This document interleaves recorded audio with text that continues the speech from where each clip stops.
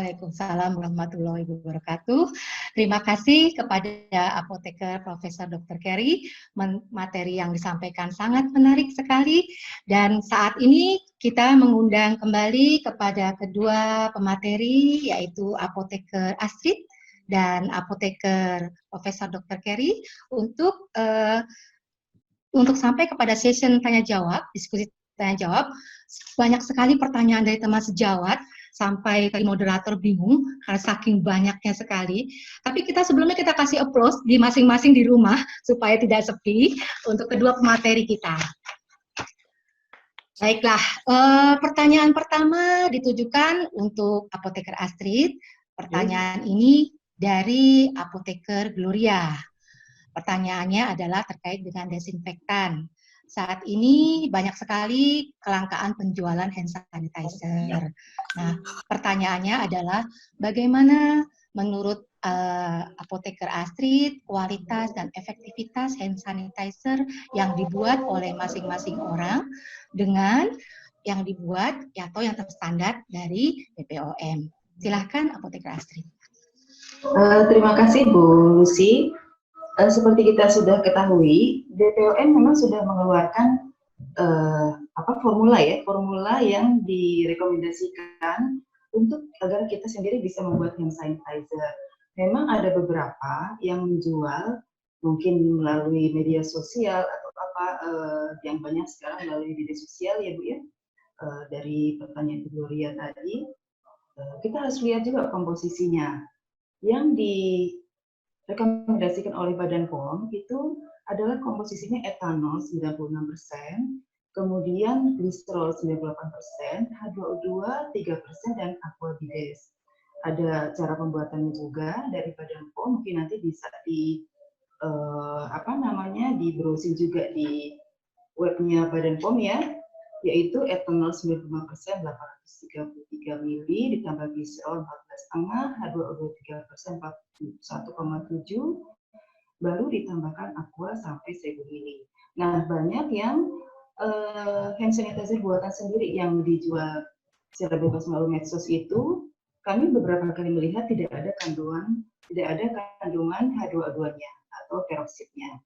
Entah mungkin kesulitan mencari atau bagaimana, tapi di beberapa jurnal justru dikatakan H2O2 ini adalah zat yang paling efektif dipergunakan dalam hand sanitizer. Jadi memang sebaiknya kita mengikuti formula yang sudah direkomendasikan oleh Badan POM karena itu yang sudah terbukti efektif. Begitu mungkin Ibu Gloria, cukup jelas barangkali dulu sih. Terima kasih kepada apoteker Astrid. Kemudian kita beralih kepada apoteker Kerry. Ada pertanyaan apoteker Kerry dari apoteker Surini Sudibyo. Pertanyaannya adalah bagaimana pendapat dari apoteker Kerry terkait dengan efektivitas vitamin E terhadap COVID-19 dan juga penggunaan antibiotik. Mohon maaf, beliau menyebutkan merek Zinforo. Apakah cukup efektif untuk digunakan sebagai terapi COVID-19? Jadi pertanyaannya, apakah vitamin E maupun antibiotik Zinforo efektif dalam penanggulangan atau penyembuhan pasien dengan COVID-19? Silakan, Prof. Kerry. Ya, silakan. Baik, terima kasih Bu Moderator. Jadi antibiotik ini memang beberapa kejadian diberikan kepada mereka yang hanya COVID-19 saja. Tapi bukan berarti mengatasi penyakit virusnya. Biasanya ada komorbid, entah itu ada katakanlah infeksi lain yang digunakan untuk pengobatan tersebut yang atap, baik itu antivirus maupun itu juga antibiotik, itu harus dengan resep dokter. Artinya diberikannya harus berdasarkan diagnosa dari dokter yang memberikan resep tersebut. Dan untuk vitamin E, ini fungsinya seperti kita ketahui adalah vitamin E ini digunakan sebagai antioksidan. Jadi seperti tadi saya sudah katakan bahwa apapun itu, mau itu vitamin E, mau itu vitamin C, mau itu vitamin D, itu bisa digunakan adalah untuk meningkatkan dari sistem imun kita. Sekali lagi, begitu kita ketahui nih karakternya, bahwa COVID-19 ini adalah self-limited disease, maka PR kita adalah bagaimana meningkatkan sistem imun kita. Baik itu kalaupun kita ingin mencegah, ataupun kalau misalnya kita sudah terpapar. Nah, kalau misalkan untuk bagaimana kita meningkatkan sistem imun kita adalah dengan cara mengendalikan stres oksidatif yang ada dalam tubuh. Nah, salah satu untuk pengendali stres oksidatif yang ada dalam tubuh itu adalah vitamin E. Tapi kalau misalnya nanti kita sampaikan seperti ini, nanti orang semua memburu vitamin E. Padahal untuk mengatasi stres oksidatif itu bisa macam-macam. Bisa vitamin C, ya. Stres oksidatif itu bisa juga dari makanan. Kalau yang webinar kemarin ya Mbak Lucy itu sudah disampaikan. Bahkan bayam dan kangkung pun itu bisa untuk menjadi antioksidan untuk mengatasi stres oksidatif tersebut. Jadi intinya penggunaan vitamin apapun tadi boleh saja, tetapi harus diikuti dengan tadi. Bagaimana selain dari yang paling penting adalah penggunaan vitamin-vitamin itu adalah untuk mengatasi stres oksidatif supaya sistem imun kita optimal. Nah, salah satu juga, selain kita menggunakan nutrisi, stres oksidatif juga harus diikuti dengan pola hidup. Di antaranya adalah bagaimana kita tidak stres. Tadi kan di WHO juga dikatakan, body and mind healthy. Ya, artinya sampai kita segala macam dimakan gitu ya, kita panik, kita stres, ya nggak ada artinya. Tetap aja sistem imunnya nggak ada. Gitu, Mbak Lucy. Ya, terima kasih Apoteker Kerry.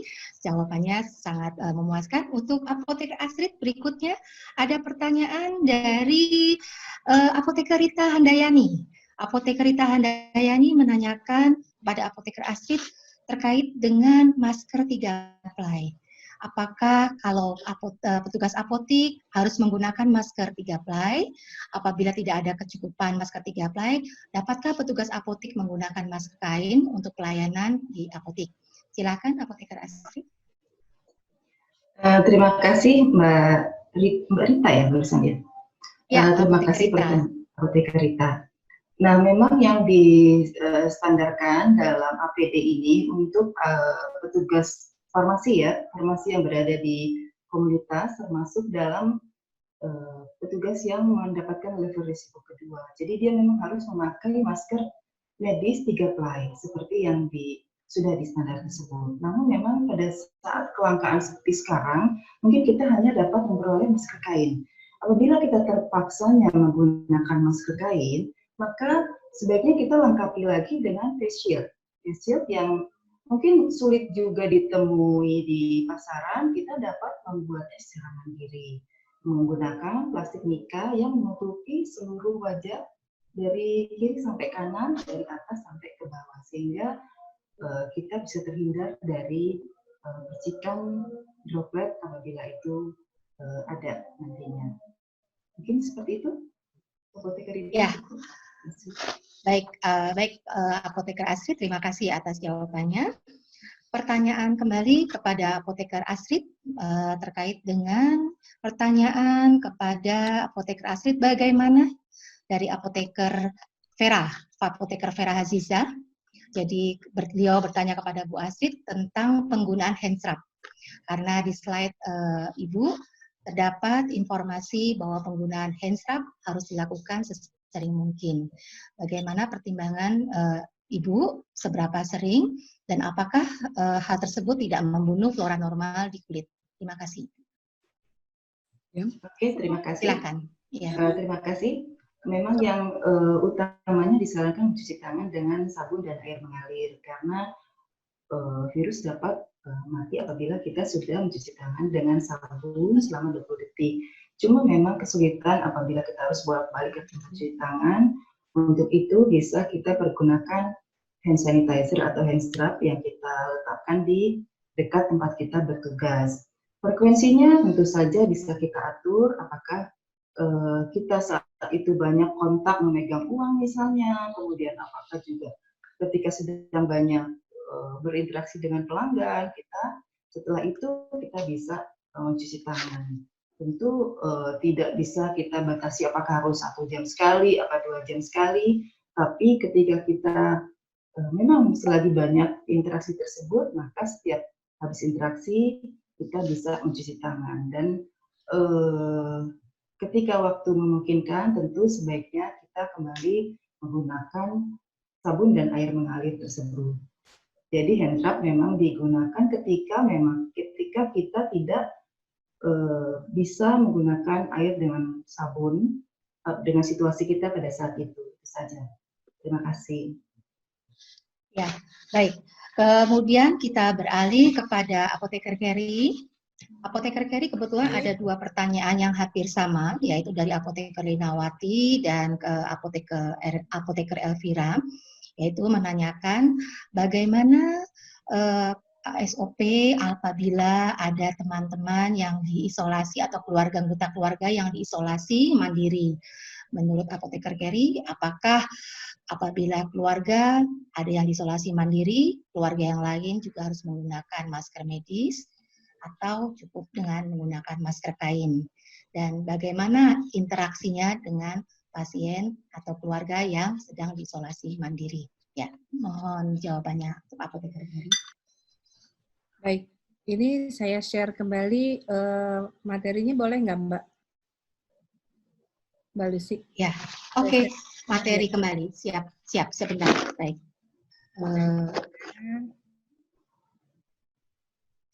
Tadi saya sudah paparkan mengenai, nah ini ya. Ini yang dilakukan yang pertama kali adalah satu, dia tinggal di rumah. Kalau bisa tidak keluar kamar, tidak keluar rumah, ya, kamar terpisah, kemudian jaga jarak 1 meter dari anggota keluarga yang lain, dan yang bersangkutan menggunakan masker. Ya. Kalau misalnya keluarga yang lain mau menggunakan masker itu lebih baik. Ya. Kemudian masker yang digunakan apa? Masker kain atau masker medis atau masker surgery. Ya sebaiknya kalau udah jelas positif adalah menggunakan maskernya adalah masker. Kenapa? Karena masker surgery atau masker medis ini dikatakan mempunyai efektivitas sampai 95% untuk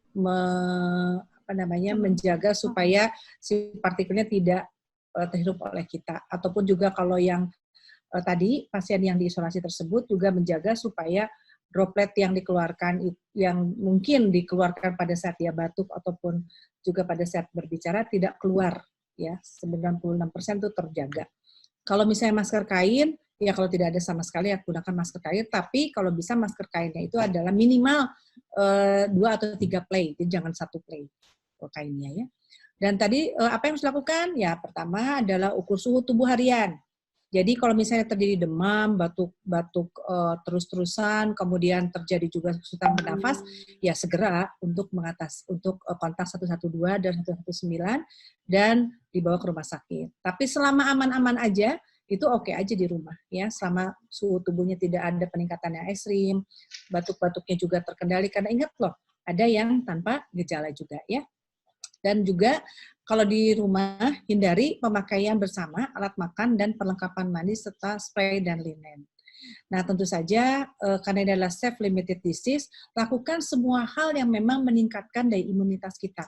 Mulai dari makanan, mulai dari suplemen, mulai dari pola hidup. Apa saja pola hidupnya?